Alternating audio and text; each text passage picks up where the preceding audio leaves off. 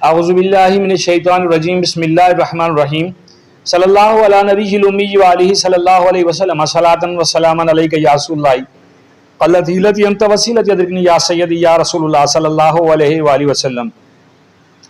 درود استغاثہ میں نے پڑھا، آپ نے سنا، اللہ تعالیٰ میں پڑھنے سننے کی توفیق دے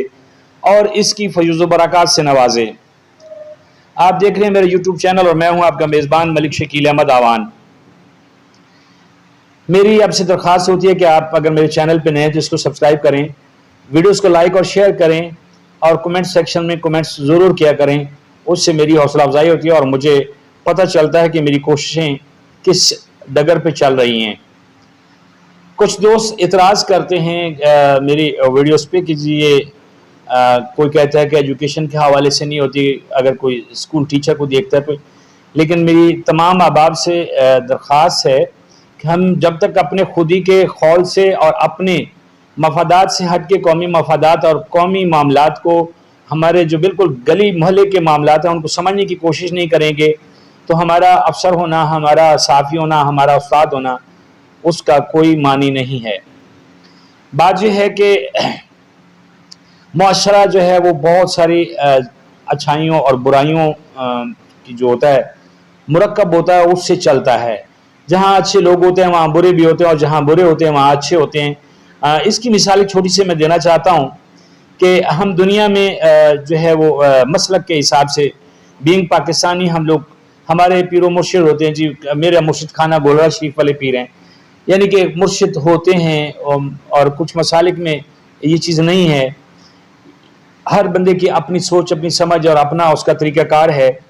تو اس حوالے سے ہمیں درس و تدریس ملتا ہے یا ہم کچھ فیضیاب ہوتے رہتے ہیں۔ سب سے بڑا مرشد ہمارا قرآن پاک ہے اور رسول کریم صلی اللہ علیہ وسلم کی جو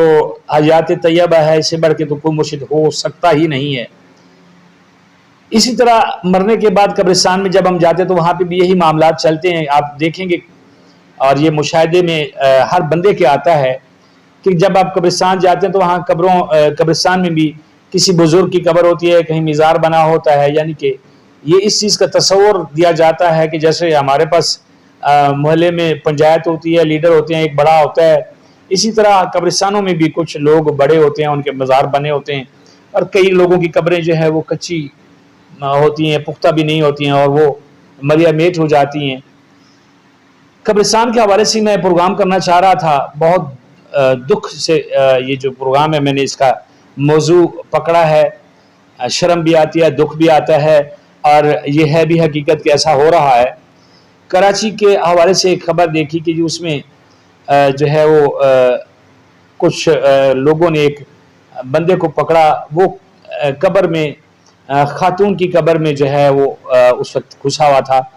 نکالا، خیر اس کو انہوں نے یہ ابھی آپ کو میں دکھاؤں گا بھی صحیح، اس کی تھوڑی سی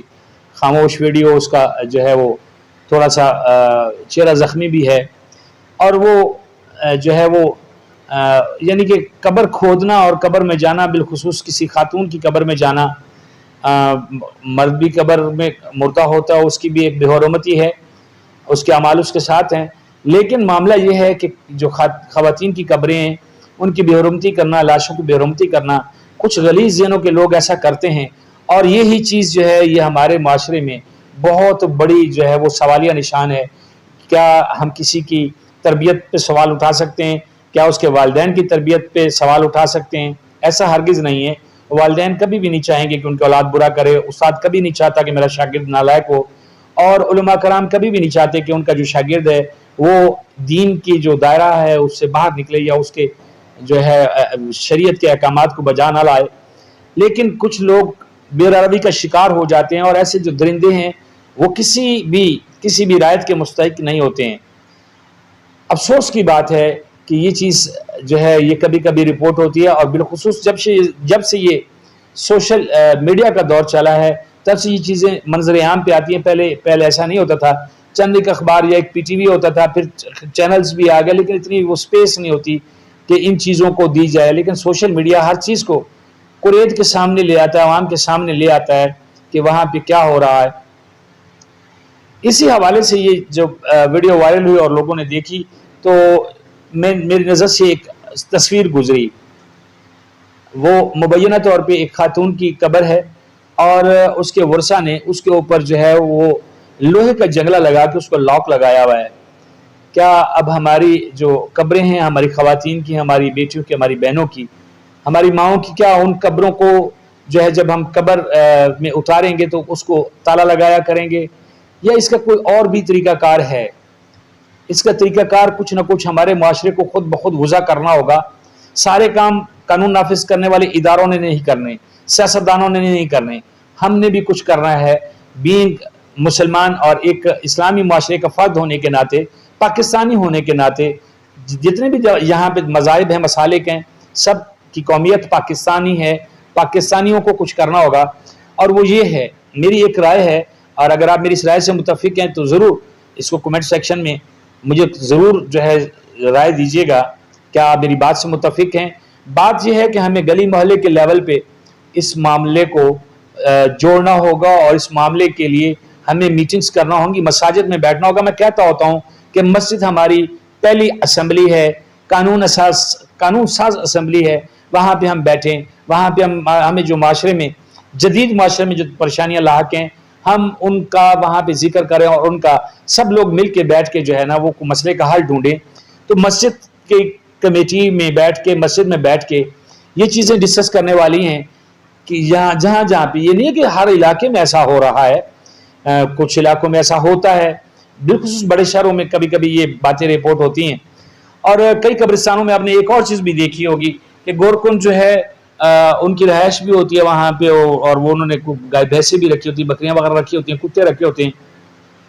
خیر ان کی تو ایک الگ داستان ہے، لیکن کئی قبرستانوں میں زندہ جو مجاور بیٹھے ہوئے ہیں، جو بھنگ کا دور چلاتے ہیں، ان پہ بھی نظر رکھنی ہوگی۔ ان کے لیے تو ہماری پولیس گشت کرتی ہے، یہ پولیس کی ذمہ داری بنتی ہے کہ وہ قبرستانوں کے اندر جا کے دیکھے کہ وہاں پہ کیا ہو رہا ہے۔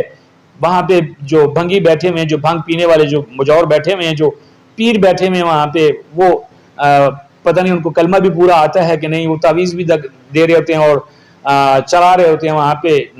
نشے بھی ہو رہے ہوتے ہیں اور دم چھو بھی چل رہا ہوتا ہے۔ اور ہمارے جو ضعیف العقیدہ لوگ ہیں وہاں پہ، بالخصوص خواتین، معاف کیجیے گا، خواتین یہ چیزیں بڑی مشہور کرتی ہیں، جہاں پہ بیٹھتی ہیں، میں فلاں بابے کے پاس گئی تھی، اس سے میں نے دم کروایا، میں ٹھیک ہو گئی، اس نے مجھے تعویذ دیا، میری بہو ٹھیک ہو گئی، میری بیٹی ٹھیک ہو گئی، میرا بچے کو نوکری لگ گئی۔ یہ ساری کہانیاں ہیں۔ کہانی تو یہ ہے کہ جو 9 ماہ پیٹ کے اندر بچے کو خوراک دیتا ہے، اس کو زندہ رکھتا ہے، اس کو کھیلنے کے لیے اتنا بڑا میدان دیتا ہے، وہ بچہ جو ہے ماں کے پیٹ میں حرکت کرتا ہے، بھاگتا دوڑتا ہے، کیا وہ ماں کے پیٹ سے باہر آتی جب وہ سانس لینی شروع کرتا ہے، دنیا کو دیکھتا ہے، تو پھر وہاں پہ ہمارا جو بچانے والے بابے آ جاتے ہیں کہ جی یہ فلاں کا تعویذ لکھ کے اس کے گلے میں ڈلوا دو، فلاں سے دم کروا دو۔ کیا اس وقت بھی اللہ کو یاد نہیں کیا جا سکتا؟ اللہ کا کلام پڑھ کے پھونکا جا سکتا ہے، اللہ سے معافی مانگی جا سکتی ہے، لیکن ہم لوگ ڈائریکٹ کے قائل جو ہے وہ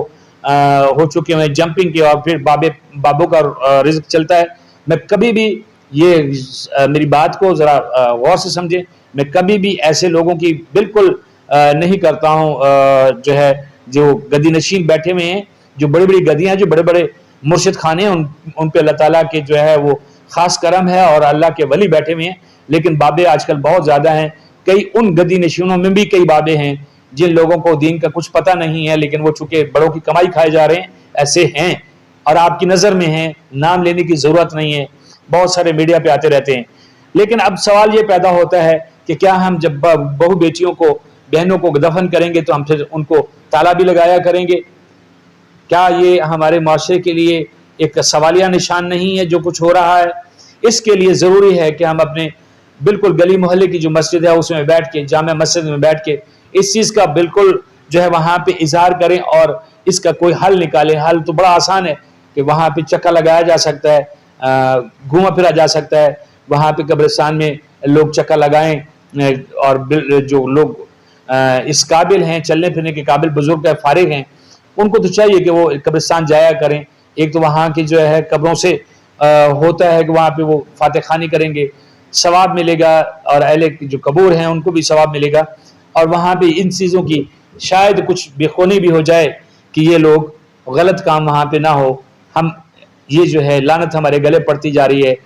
لاک لگانے والی، دروازے اور گیٹ لگانے والی، اس سے ہم بچ جائیں اور ہمارا معاشرہ اچھا ہو جائے۔ اللہ تعالیٰ ہم سب کا حامی و ناصر ہو۔ کوشش کیجیے گا، اگر آپ کو میری بات پسند ہے تو اس کو پھیلائیے گا، تاکہ یہ ان لوگوں تک بھی پہنچے جو لوگ سوئے ہوئے ہیں، جن کے ضمیر مردہ ہیں، جو لوگ قبرستانوں کی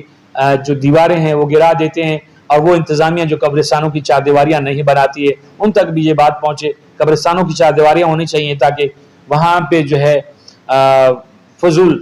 جو جانور ہیں جیسے کتا ہے اور دیگر جانور جو ہیں گدھے وغیرہ، یہ سارے قبرستانوں میں نظر آتے ہیں، یہ چیزیں رک جائیں اور قبریں جو ہیں وہ ان کی حالت بچی رہے۔